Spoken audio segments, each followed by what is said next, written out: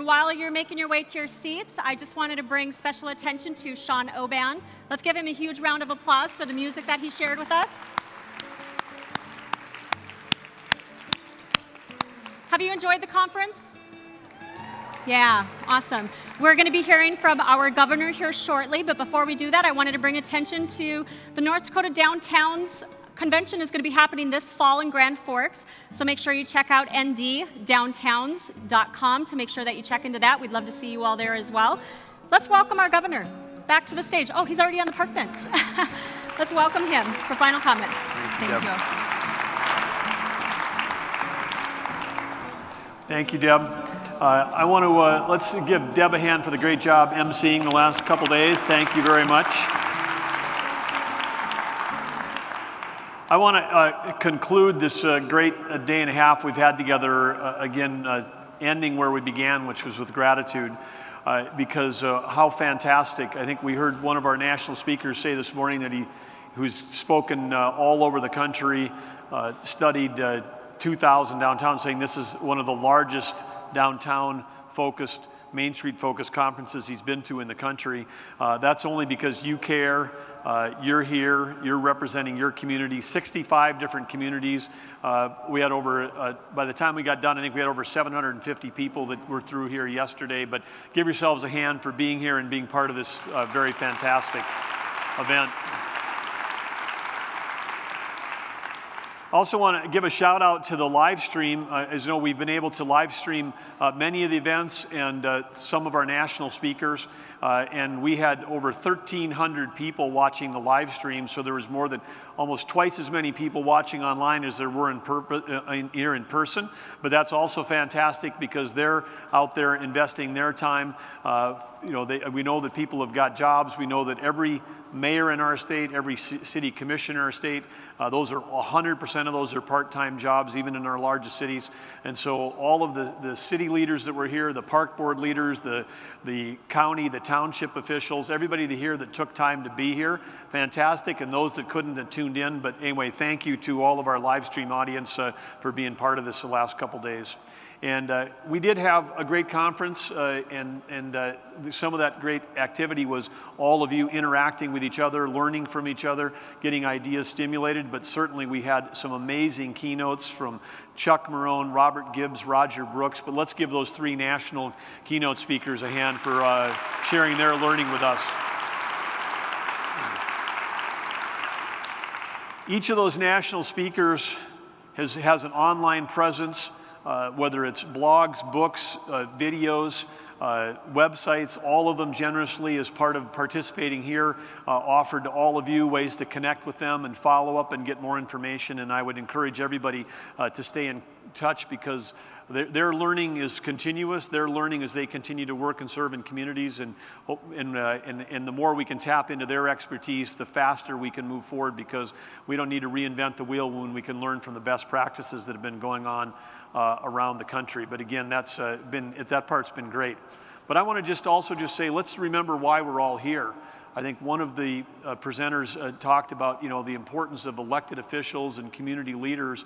It's really about improving lives, and this is at the core of the 6-word purpose that we have for Team North Dakota. Is we want to empower people. We want to empower all of you in your communities to go do the great things that we know you can do. If you've got a vision for your future, we want you to be able to do that. That means we want to lead with innovation as opposed to regulation. We want to allow you to be able to get out and do the things that you want to and can do to reach your fullest potential as a community. And in the process, we want to improve the lives of the people that are here now, and we want to improve the lives of our children because they can stay and have opportunities, and so current and then future North Dakotans. I mean, even I just got a chance to meet Grady, who's about 2 months old, 3 months old, I don't know, but he's wearing this super stylish cap and super cute, adorable, unbelievable. Anyway, but I mean, the Gradys of the world, I mean, we want to make sure that we're setting it up so that they can have an opportunity to live and prosper in the great state that we've had a chance to. And I think the last thing is, again, about inspiring success, which is, again, as a state, we are small. There's only about 755,000 of us. We've got 82 82 metro areas that are bigger than we are as a state. We have got to, as part of our culture, to get rid of anything that looks like jealousy, and we've got to figure out that we're basically all one community as a state. We got to learn from each other, we got to help each other, we got to be inspired by our success. If a community down the road is doing something great, let's give them the strongest form of flattery, which is imitate it, as opposed to do anything that would suggest that we are less than super happy about what they're doing. I mean, let's work together and collaborate, because it's really our state versus 49 other states, and it's our country versus the world when we're competing for 21st century talent, because talent is mobile, and it's not going to stop at borders the way it used to. It's certainly not going to be deterred by state borders, and we have to think beyond our borders. And I even jokingly was saying, people said, how are you going to fill those 13,000 jobs? We had the First Lady, I had an opportunity to have lunch with the Premier of Manitoba, Brian Palliser, and his wife, and as I said yesterday, there's over 800,000 people living in Winnipeg, and he said to me, how are you going to fill those 13,000 jobs? I said, it's easy. We're going to get 13,000 people to move south from Winnipeg into North Dakota. So if you think we're having a hard time getting people to move here north, to come here because we're too far north, just keep thinking Winnipeg. Winnipeg. We're going to get people to move south and warm up and live in our incredibly warm state versus what they're doing up in Winnipeg. But anyway, so empowering people, improving lives, and inspiring success. Main Street, three things to remember, the three pillars. 21st century workforce, this is the key. We've got to fill the jobs that we have to allow ourselves to reach our economic potential, because then that drives our ability to do lots of other cool things. Healthy, vibrant communities, we talked about all the elements of that, and smart, efficient infrastructure to make sure that we're keeping property taxes in check, and that we're designing communities that help us, again, attract the workforce.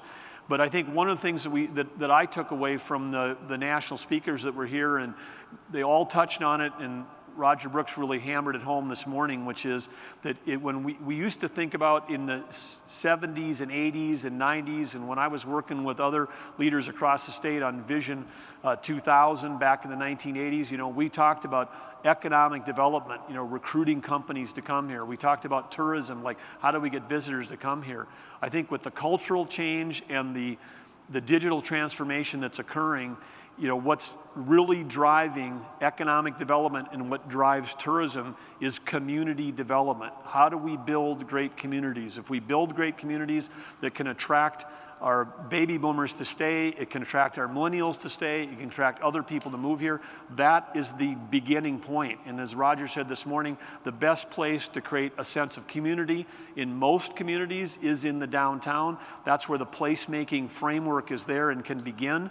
And it doesn't have to be miles. I mean, he gave examples about one block. He gave examples. I mean, I thought about my hometown of Arthur. I thought about how many people drive down Highway 18 north and south blowing through that community, and how many of them stop. And he's got an example of a little 500-600 person town where they went from 1,200 people driving through, and for every 1,200 cars, one stopped. He said, now for every 24 cars, one stops.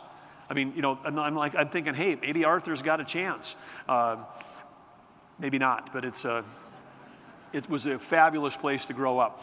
I love Arthur, let's be clear about that. But I'm just saying, we've got, in any size community, we can scale and make these things work, and the ideas we learned here, there was dozens and dozens of ideas that don't require budget.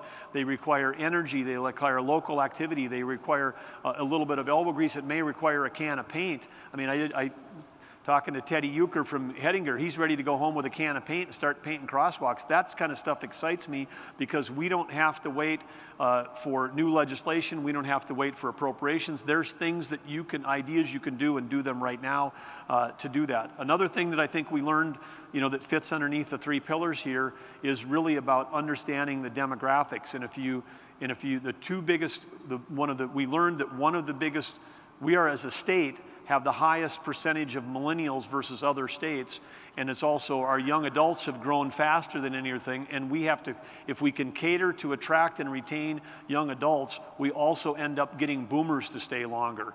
And so that's a double bonus and plus for us. So again, the 3 pillars: healthy, vibrant communities, 20th century first workforce, and smart, efficient infrastructure, the 3 pillars, and lots of learning to do, and we're going to keep driving forward on that. We challenged everybody yesterday on 3 goals. Was one of your goals to be able to find your goal sheet the next day? Can you find your goal sheet? Do you have your goal? Raise your hand if you know where your goal sheet is. Okay, that's quite a good percentage, and the rest of you are just being honest, so that's cool too. So we have the goal sheet. I would encourage people to take one more look at this at the end of the day and say, did I set my goals? You know, have I achieved them?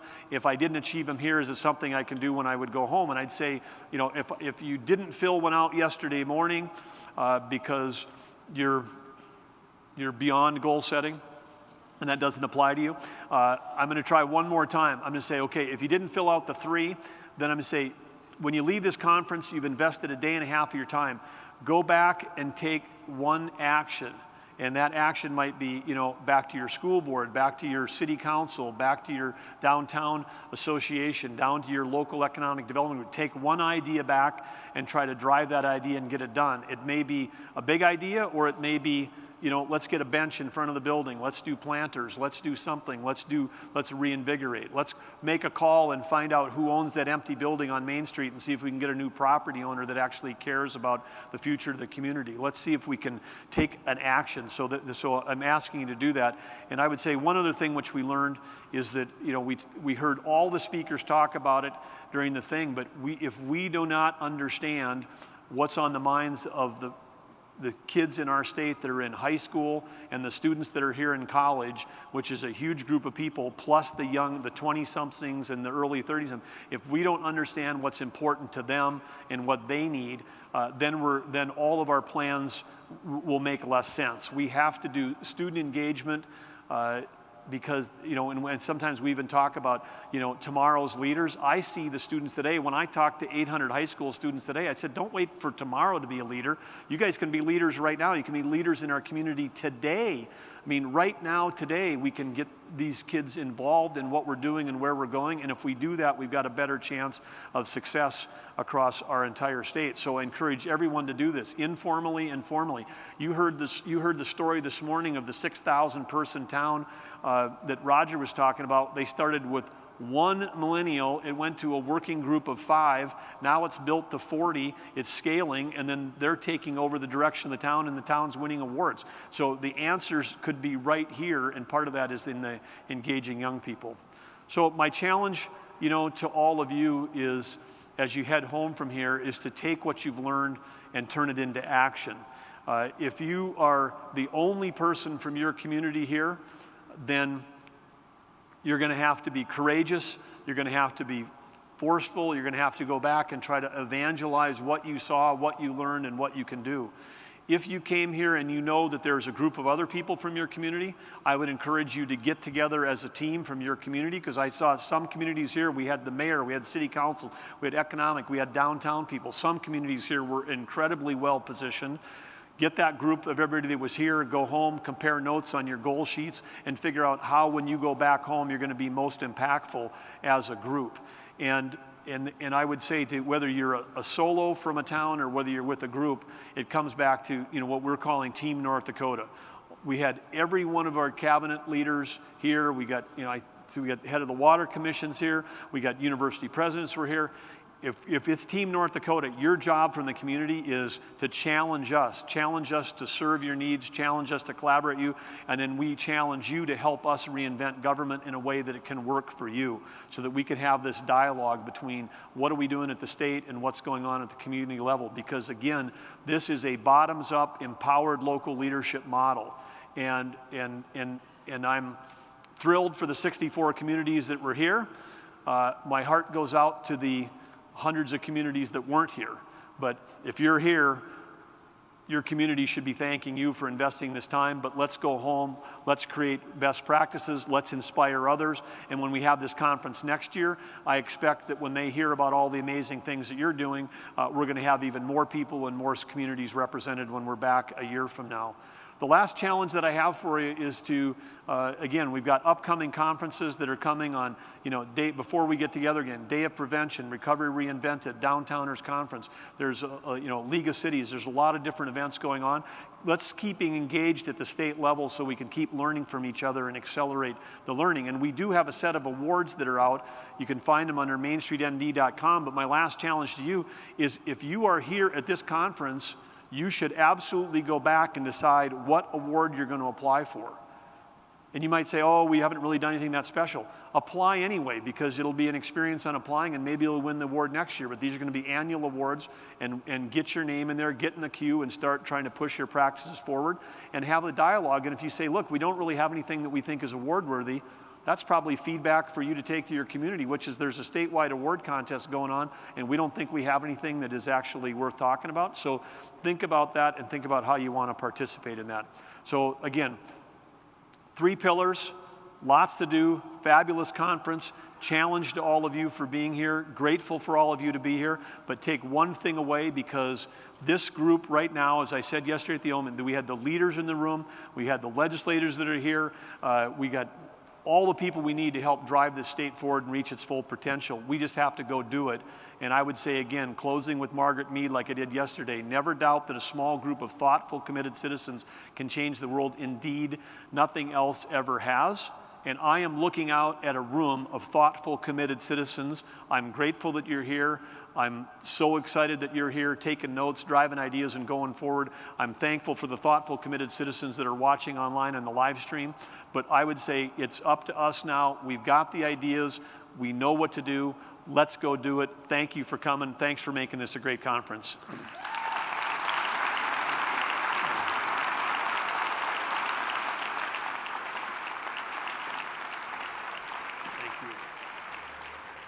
Thank you, thank you. So this concludes our 2018 summit, and we want to give a special thanks to the governor, Doug Burgum, for hosting this, along with the North Dakota Department of Commerce. You have seen them from every corner of this building just running and making sure that you guys created and had a seamless event. So give them a huge round of applause.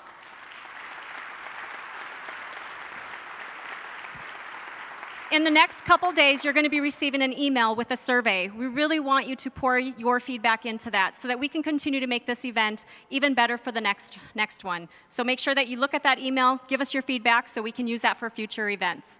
Once again, as you're traveling home, the governor really drove home with those 3 goals that he had. But start thinking and shifting your mind from not can we, but how can we? And so as you travel home, we want to wish you safe travels, but we look forward to seeing you next year. But how can we? How can we make your community just really stand out and engaged? So thank you so much for traveling here. We look forward to seeing you again. Safe travels.